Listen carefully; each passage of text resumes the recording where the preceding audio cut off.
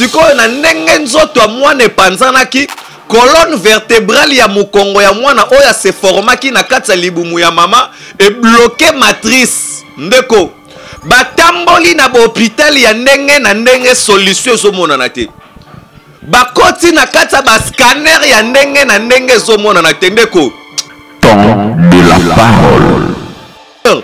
oza mwasi kitoko ba oyo kutu baza tango mususu bilongi mabe makasi bazobala mais yo ozobala te pourquoi soki tolobi tobanda kotanga bamibali oyo leki na bango na vie oyoka badirecteur ya babanke ozoka bamagistrat baprocureur bacolonel bagénéral parmi bango moko tapali yo.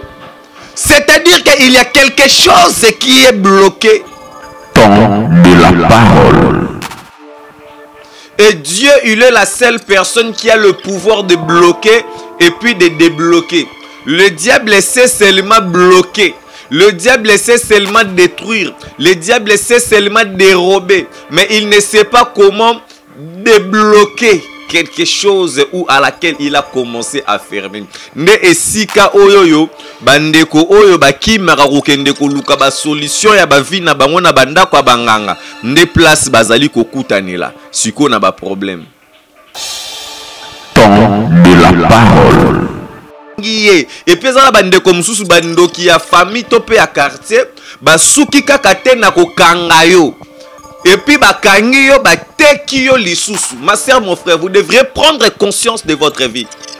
Bateki mabota na yo wapi. Do bakangi mabota na yo.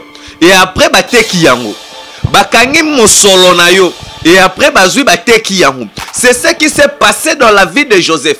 Donc, bakangi Joseph. Et pas banani bakangi Joseph. Ce sont les frères de Joseph. Le frère de Joseph d'une même famille. Bakangi Joseph ba montele pe na fausse information o ba kokende kolakisa na papa na bango ndeko. Quelle information monde de ténèbres ezali ko préparer pour na ko nuire na vie na yo.